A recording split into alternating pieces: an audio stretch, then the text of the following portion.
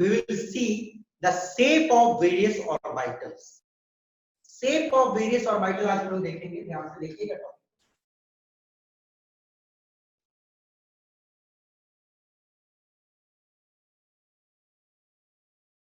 Shape of orbitals.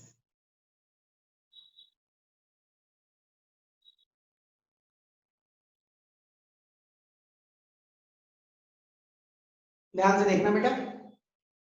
तो सबसे पहले ऑर्बिटल हम लोग चलो ऐसी को देखते हैं।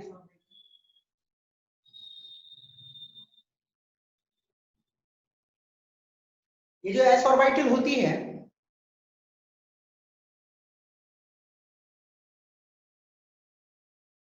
स्फेरिकल इन शेप, इसकी जो शेप होती है spherical, spherical in shape, okay, sphere. और एस ऑर्बिटल जिन सबशेल में होता है उसकी एल की वैल्यू क्या होती है? 0। यस, एल की वैल्यू होती है 0।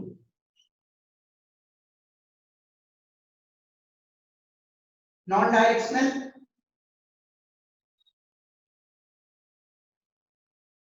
नॉन डायरेक्शनल बोलने का मतलब कि एक गोल चीज की कोई डायरेक्शन नहीं है ना, स्फेरिकल चीज की क्या डायरेक्शन होगी? कोई डायरेक्शन नहीं। ओके, तो इट्स नॉन डायरेक्शनल।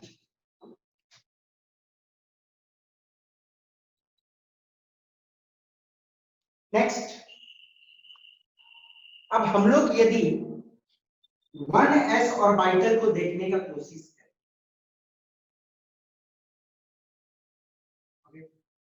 देखो 1s ऑर्बिटल को हम लोग देखते हैं कैसा होगा। सपोज करो कि दिस वन इज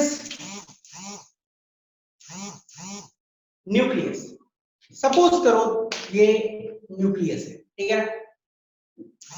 ये जो छोटी सी आपको दिख रही है this one is the nucleus, okay. अब इलेक्ट्रॉन जो है न्यूक्लियस के पास में बहुत ज्यादा रहता है और न्यूक्लियस से जैसे ही दूर जा रहा होगा इलेक्ट्रॉन कम होते जाते हैं। इलेक्ट्रॉन के पाए जाने की संभावना की बात करो, इतने सारे डॉट का मतलब ही कितना सारा इलेक्ट्रॉन।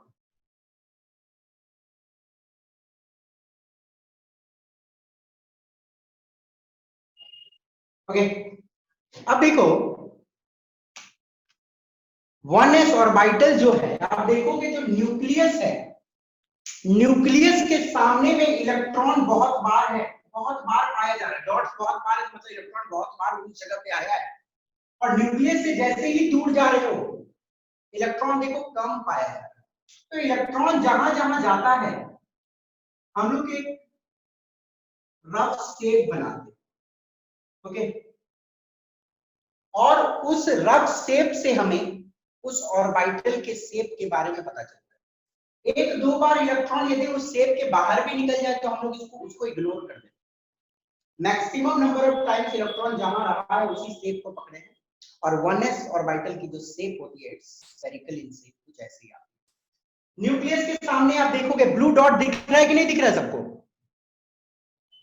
न्यूक्लियस के सामने यदि आप देखोगे तो electron maximum number of time है और न्यूक्लियस से दूर कम होते जा रहे हैं, कम नंबर ऑफ टाइम्स मिलेंगे। This is 1s orbital. अब यदि 2s ऑर्बिटल को देखें हम लोग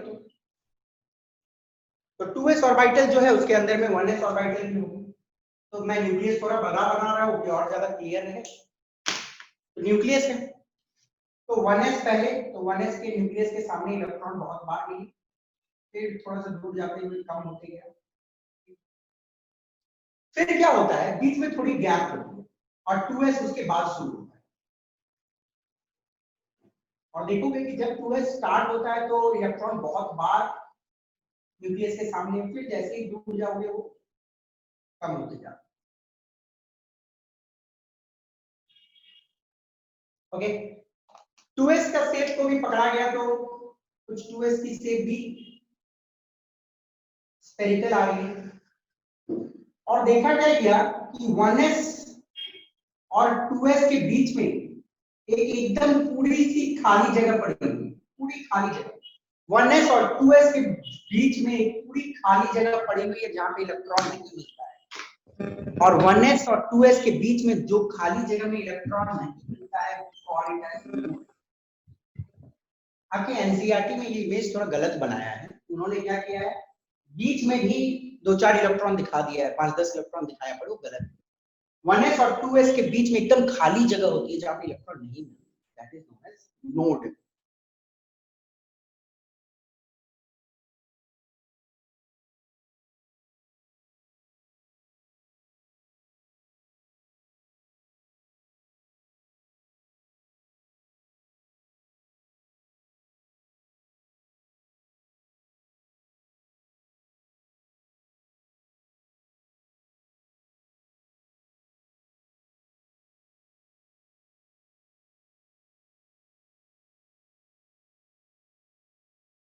एंगुलर नोड उतने ही सारे होते हैं। एंगुलर नोड का मतलब होता है कि कोई पर्टिकुलर एंगल में खाली जगह है जहां पे इलेक्ट्रॉन नहीं है। ओके, तो इसके डेप्थ में उतना आपको जाना नहीं है, आपको मतलब भी नहीं है इन चीजों से, बस आप जान लो कि कितने सारे एंगुलर नोड, और इसका मतलब वेरी सिंपल में समझ लो कि रेडियल नोड चारों डायरेक्शन में रहती है, एंगुलर नोड एक पर्टिकुलर डायरेक्शन में। Angular node should be equal to l. यदि मैं कोई भी एस ऑर्बिटल का बात कर रहा हूं तो एंगुलर नोड कितने सारे, 0 जीरो होगी, सिंपल सी बात है यार, क्योंकि एल की वैल्यू जीरो होती है। यदि पी ऑर्बिटल की बात करूं 1 यस, क्या नाम है बेटा, नाम बताओ। सर पीयूष बनर्जी गुड बेटा, वर्क हार्ड, मेहनत करना है। p is equal to 1। यदि मैं d का बात करूं तो सर 2 सर यस, मृणाल ना, बहुत अच्छे बेटा, no sir d is equal to 2। Understood. तो अब मैं एक क्वेश्चन आपसे पूछूं कि टोटल नंबर ऑफ नोड्स का क्या फॉर्मूला है?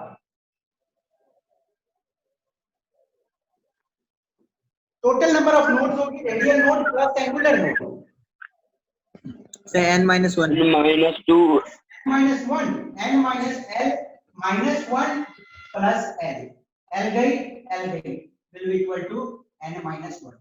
तो टोटल नंबर ऑफ नोड का फॉर्मूला हो जाता है n minus 1। ये भी आपको ध्यान में रखना है, total number of nodes is equal to n minus 1। Okay, तो ये तो कहानी आपको समझ आ गई होगी। अब देखिएगा नेक्स्ट आगे,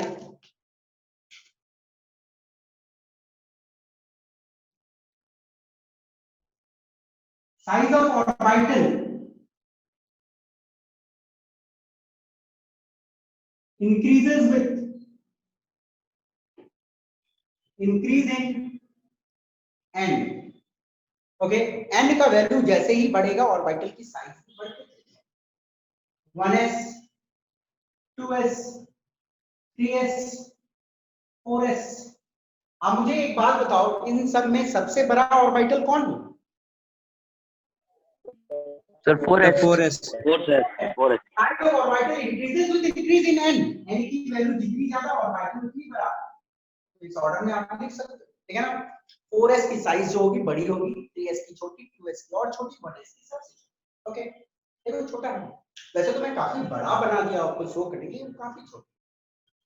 तो आई सपोज ये आइडिया आपको क्लियर होगी। ये नीचे लिखी हुई है तो कंफ्यूज मत होना बेटा, बहुत इंपॉर्टेंट टॉपिक मैंने लिखा है आप यहाँ पे।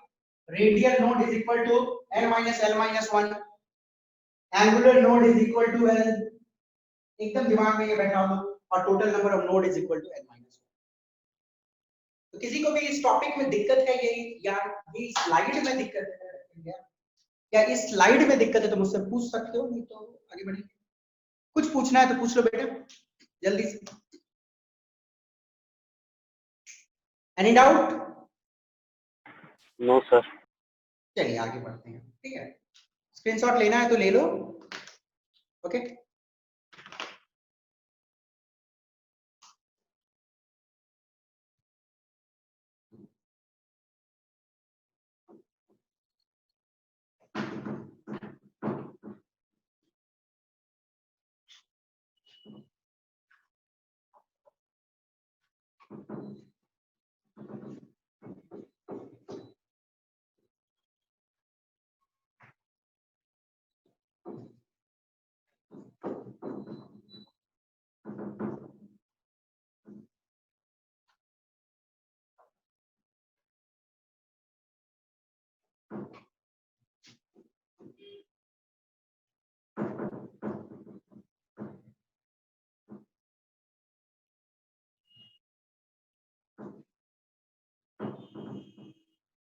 चलिए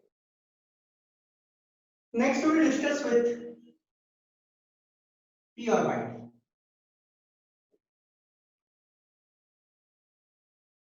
अब बेटा जो ये p ऑर्बिटल्स होते हैं they are dumbbell shaped.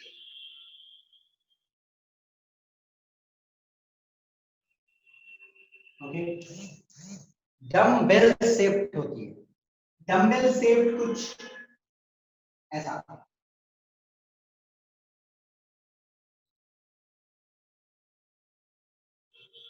Okay, somewhat like this, dumbbell shaped. ये सब जगह में इलेक्ट्रॉन पाया जाता है। अब इतने सारे डॉट का मतलब इतने सारे इलेक्ट्रॉन नहीं है, वो एक ही इलेक्ट्रॉन घूम रहा है। ये बीच में खाली जगह रहता है, बीच में इलेक्ट्रॉन नहीं रहता। ठीक है, डम्बेल शेप्ड p ऑर्बिटल की ऐसी शेप होती है। डायरेक्शनल इन नेचर,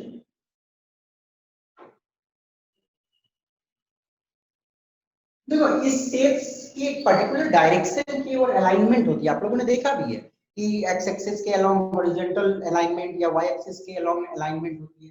तो डायरेक्शनल इन नेचर, इसकी पर्टिकुलर डायरेक्शन होती है, पर्टिकुलर ओरिएंटेशन होती है। आपको मालूम, ये जो सब सेल में रहेगा उसकी एल की वैल्यू क्या रहेगी? 1 रहेगा। एल का वैल्यू विल बी 1। अब ये देखो बहुत important, p subshell has 3 degenerate orbitals।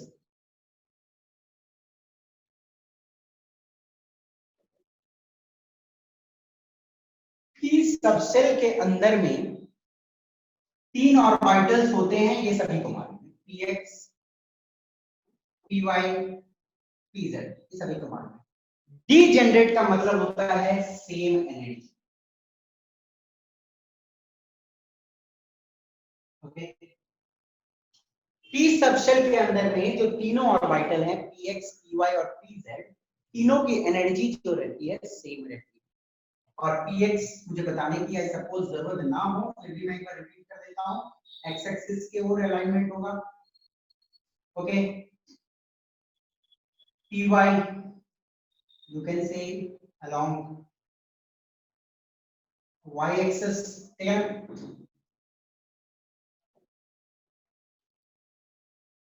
और pz जो होती है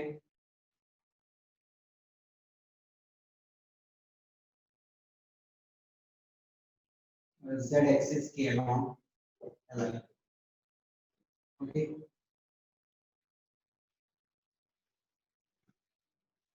तो आई सपोज आपको ये समझ आ गई। और तीनों जो है अलग अलग ओरिएंटेशन में है, तो हमें डायरेक्शन भी पता चल रहा है और तीनों की एनर्जी जो रहती है वो सेम रहती है। ये दिमाग में आपको रखना। तो p सबशेल के अंदर में 3 ऑर्बिटल्स होते हैं, तीनों की एनर्जी सेम होती है। ओके, अब देखो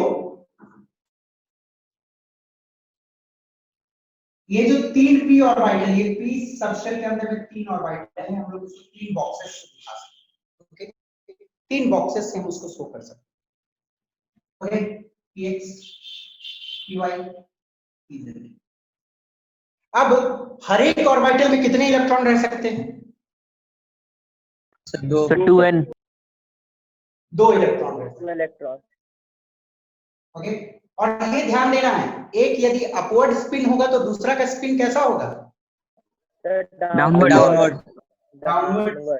ध्यान देना, तो एक ऑर्बिटल में 2 इलेक्ट्रॉन रहेंगे और दोनों उल्टे स्पिन के रहेंगे, upward downward upward downward upward downward.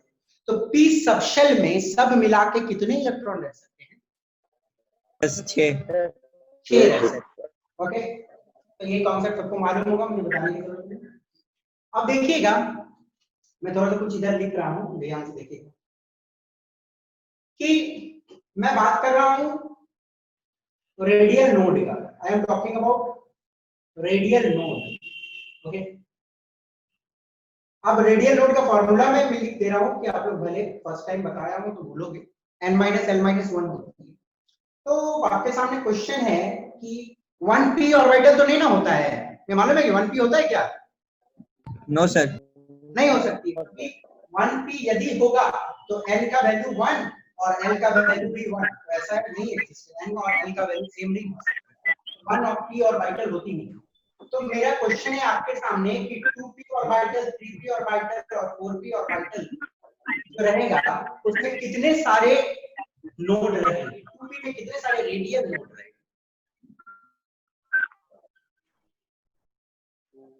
2p में कितने सारे रेडियल नोड रहेंगे, कोई बताएगा मुझे? सर 0 1 होगा सर, 1 2 हो गया, n का वैल्यू 2 हो गया, l का वैल्यू 1 हो गया, -1।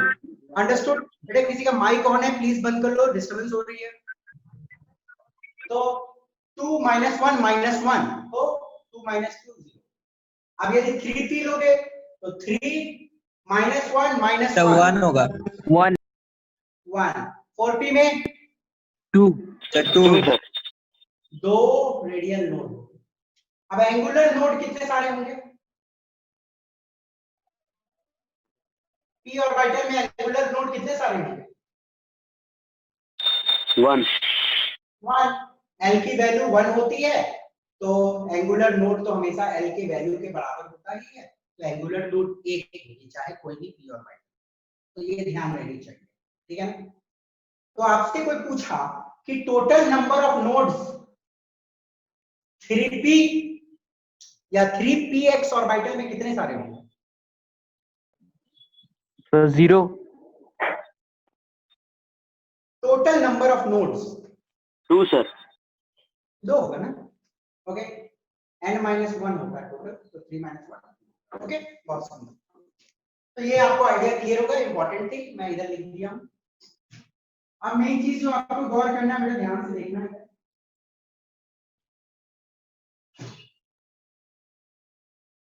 नोडल प्लेन का बात करो। देखो एक्स एक्सिस, जैसे ये एक्स एक्सिस के अलोंग है, ओके, जैसे मैं समझ लो सिंपल के लिए बोल रहा हूं कि px ऑर्बिटल, px ऑर्बिटल के लिए कौन सी प्लेन होगी? देखो प्लेन डिफरेंट डिफरेंट होंगे ना, xy plane, yz plane, xz plane, ये सब प्लेन होंगे। प्लेन समझते हो ना, x एक्सिस, y एक्सिस, तो xy प्लेन, ओके। तो बोलने का बात है, मैं यहाँ पे बताना चाहता हूँ कि नोडल प्लेन का मतलब क्या है। px ऑर्बिटल के लिए कौन सा प्लेन में कोई भी इलेक्ट्रॉन नहीं रहेगा। तो देखो ये विजुलाइज करना आपके लेवल में थोड़ा टफ हो जाता है, बट मैं आपको आसान तरीका बताता हूँ जिससे आपके दिमाग में ये चीज रह सकता है कि px ऑर्बिटल के लिए कौन से प्लेन में कोई इलेक्ट्रॉन नहीं मिलेगा। तो px ऑर्बिटल के लिए x लिखा हुआ है, तो yz नहीं लिखी हुई है यहाँ पे, तो आप ध्यान से रख लेना कि yz इज नोडल प्लेन। बोलने का मतलब क्या है, px ऑर्बिटल जो है ना, यदि px ऑर्बिटल है तो px ऑर्बिटल जो है उसके लिए yz प्लेन में कोई इलेक्ट्रॉन कभी भी नहीं पाया जाएगा, बाकी आपके xy में रहेगी, xz में भी रहेगी, yz में इलेक्ट्रॉन नहीं रहेगा। यदि मैं py का बात करूं तो y है, x और z मिसिंग है, तो xz प्लेन, आसान तरीका दिमाग में रखने का, xz इज नोडल प्लेन। और वैसे आपको विजुलाइज करना है तो मैं आपको कुछ इमेजेस सेंड कर दूंगा, ठीक है, चैट सेक्शन में कुछ इमेजेस डालूंगा, उसको देख के समझ लेंगे। बट ये आसान तरीका है दिमाग में रखने का और सबसे इजी मेथड। pz, अब मुझे बताओ pz में क्या मिसिंग है? xy मिसिंग है, तो pz के लिए कौन सी नोडल प्लेन होगी? xy xy is nodal plane. तो pz के लिए yz में इलेक्ट्रॉन मिलेगा, xz में इलेक्ट्रॉन मिलेगा, पर xy प्लेन में कोई इलेक्ट्रॉन नहीं रहेगी। अंडरस्टूड? आई सपोज ये आइडिया आपको क्लियर होगी। एनीबॉडी हैज एनी डाउट आप मुझसे पूछ सकते हो। और बहुत सिंपल में समझ लो, डम्बेल शेप्ड है, dumbbell shaped, okay, like this, directional in nature, okay, L की वैल्यू 1 होती है। p सब सेल में जो तीनों ऑर्बिटल्स रहेंगे, तीनों की एनर्जी सेम रहेगी। 6 इलेक्ट्रॉन पाए जाएंगे। रेडियल नोड्स का फॉर्मूला, एंगुलर नोड का फॉर्मूला मालूम है आपको। नोडल प्लेन एक इंपॉर्टेंट सेक्शन है, ये दिमाग में याद रखने का आसान मेथड मैंने बता दिया, इसको याद रखना। ओके, तो कुछ नोट डाउन करना चाहते हो तो कर लो, नहीं और कुछ डाउट है तो वो भी पूछो, मैंने आगे बढ़ना। सर बोलिए बेटा। सर ये डंबल शेप में क्यों है सर? क्यों है? क्योंकि पीस ऑर्बिटल जो होता है वहां पे इलेक्ट्रॉन कुछ ऐसे ऐसे घूमते हैं, कुछ ऐसे ही घूमती है। तो ये शेप मैंने बनाया तो रफली ऐसा ही शेप आया, तो मैं बोला डबल शेप। इलेक्ट्रॉन जो होती है पीस सबसेल के अंदर ऐसे ऐसे घूमते हैं, तो ठीक है, तो वो शेप को मैं ड्रॉ किया तो वो डंबल शेप था। सिंपल सी बात है। जैसे स्फेरिकल आई एस में, तो इसके लिए डंबल आई। ओके, वो तो नेचर है उसकी, ठीक है ना। ठीक है। और कोई किसी को? नो, आगे बढ़ता हूं।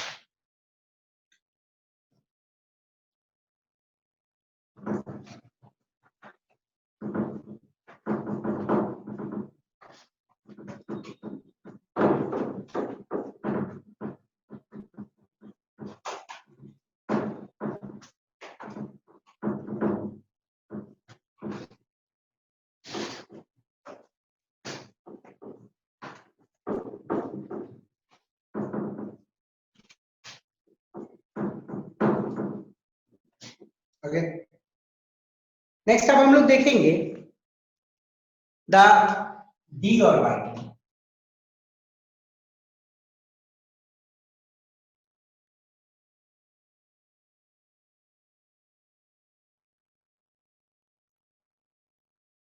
डी ऑर्बिटल थोड़ा ध्यान से देखिएगा, वैसे थोड़ी कॉम्प्लिकेटेड है ये। तो डी ऑर्बिटल जिस सबशेल के अंदर में होता है उसकी एल की वैल्यू क्या होती है? 2 2 सर। P से याद रखना, P का 1, D का 2। ओके, S तो 0 होता है। L is equal to 2। It's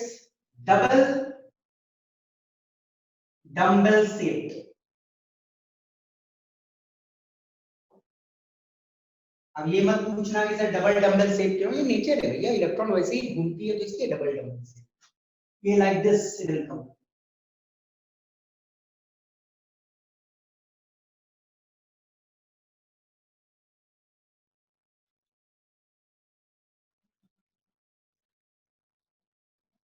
okay, कुछ ऐसे आती है शेप इसकी, डबल डम्बल शेप, या ये सब जगह में इलेक्ट्रॉन पाए जाते हैं। ऐसे ऐसे इलेक्ट्रॉन घूमते रहते हैं तो इसकी शेप रफली कुछ ऐसा आता है, ठीक है ना। तो डायरेक्शनल इन नेचर होगा ही, directional in nature.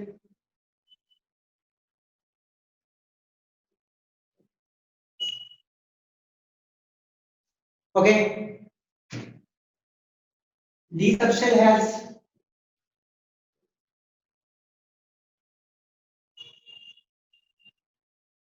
5 degenerate orbitals।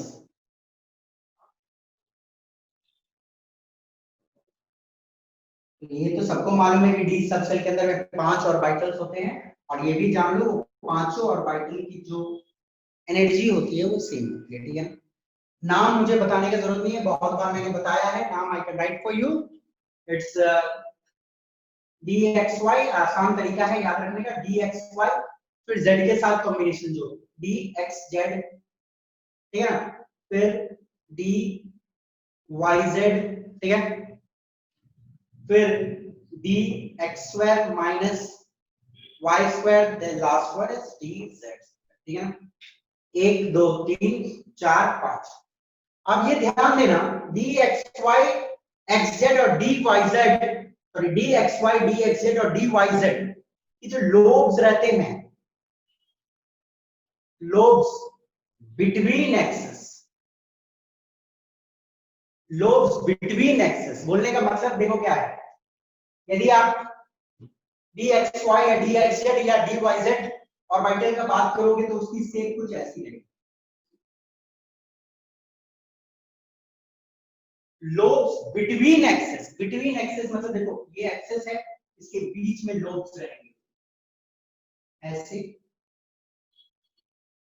ऐसे ऐसे, ठीक है ना। एक्स वाई प्लेन रहेगा तो d x Y, x z plane रहेगा तो डी एक्स जेड, और वाई जेड प्लेन रहेगा तो डी वाई जेड, ठीक है ना। और ये सब जगह भी करते हैं, ओके। लोब्स बिटवीन एक्सेस, मैं एरो मार दे रहा हूं समझ जाना, okay. Lobes between axes, axes है उसके बीच में ये लोब्स एक्सेस, वहां पे इलेक्ट्रॉन मिलेगा। D x square minus Y square का lobes along axes, along axes मतलब एक्सेस के अलोंग ही रहेगा, तो मैं डबल एरो के साथ दिखा दे रहा हूं उसको, ये समझ लो एक्सेस है, okay. X x y axes तो ऐसे, अलोंग एक्सेस मतलब एक्सेस के ऊपर ही,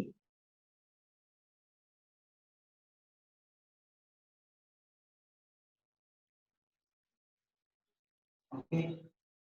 ये वाला डी एक्स स्क्वायर माइनस, ठीक है, डी जेड स्क्वायर जो होती है, टू लोब्स, दो लोब्स जो होंगे along Z axis and a ring in between,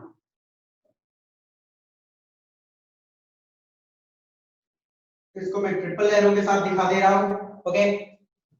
देखो कैसा रहेगा, ये देखना ध्यान से, ये सपोज करो z एक्सिस है, okay.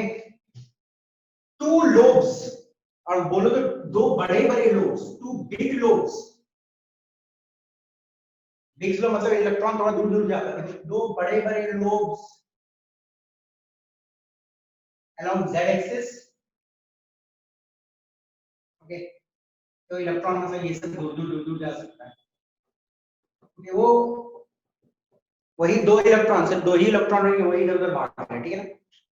To big lobes along z axis, z axis के अलोंग दो बड़े बड़े lobes and a ring in between, और बीच में एक ऐसी रिंग जैसा, जहां पे इलेक्ट्रॉन घूम सकता है, ऐसे रिंग में भी इलेक्ट्रॉन, ओके।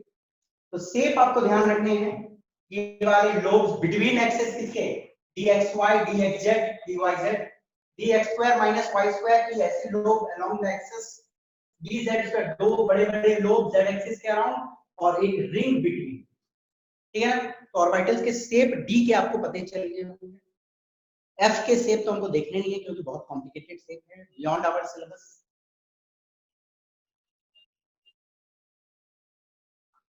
किसी को कोई दिक्कत इसमें, ये शेप में,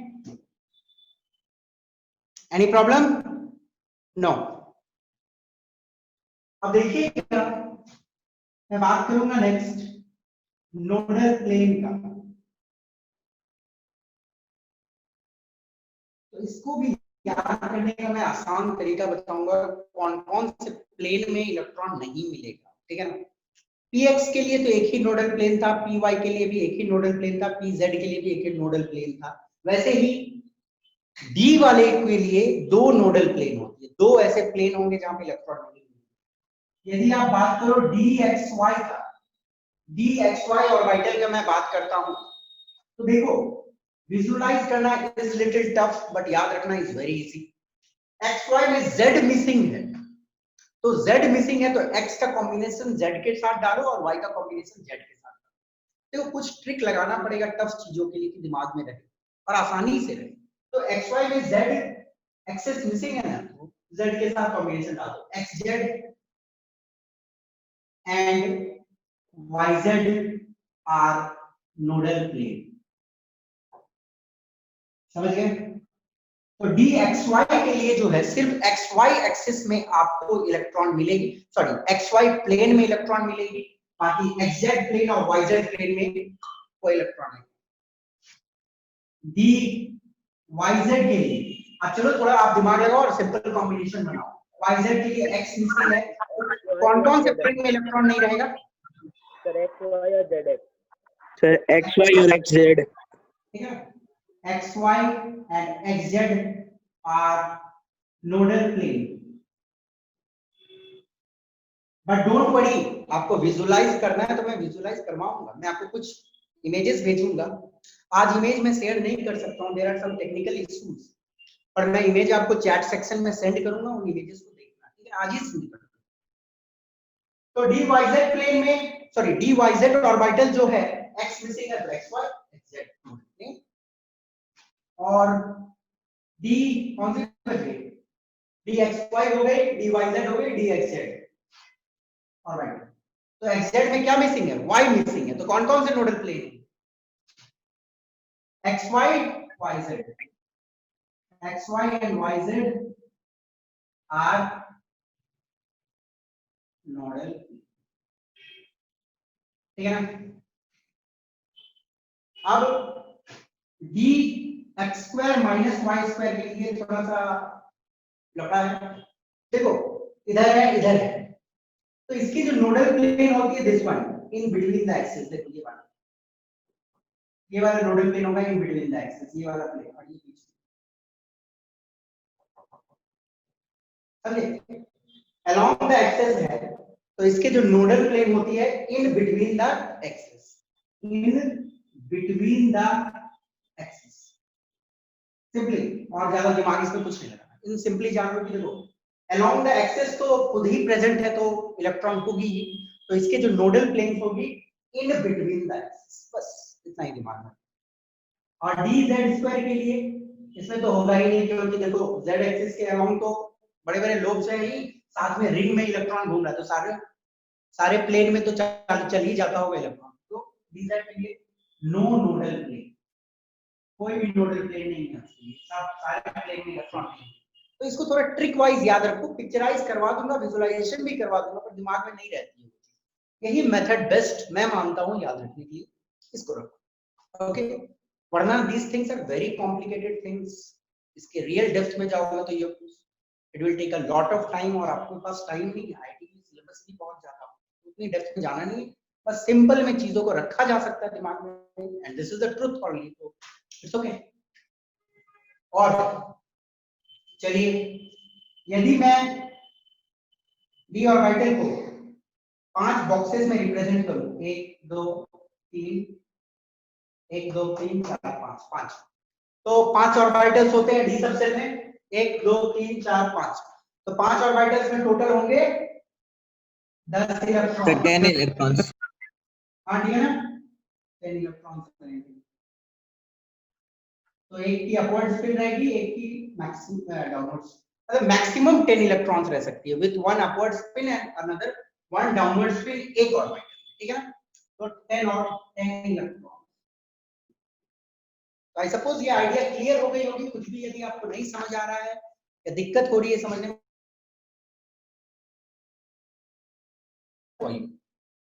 तो कुछ पूछना है तो पूछ लो बेटा।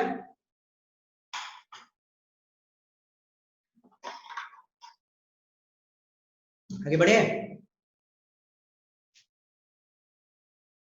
बढ़ूं कि नहीं बढ़ूं? सर 1 मिनट रुकिए। बढ़िया सर।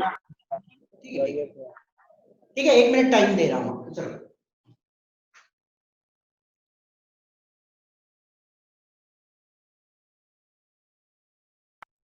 सर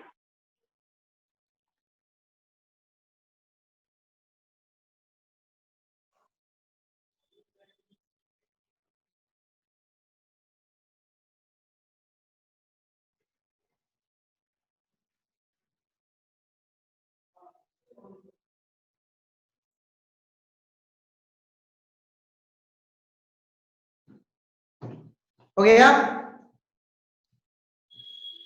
बढ़ो आगे, चलिए। Yes sir.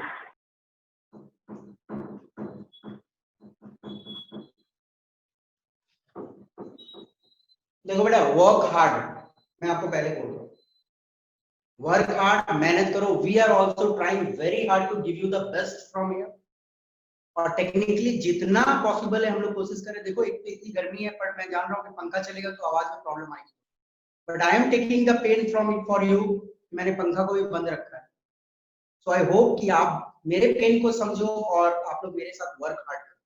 When a teacher can take pain for you, तो आपको भी मेहनत करनी चाहिए, ओके?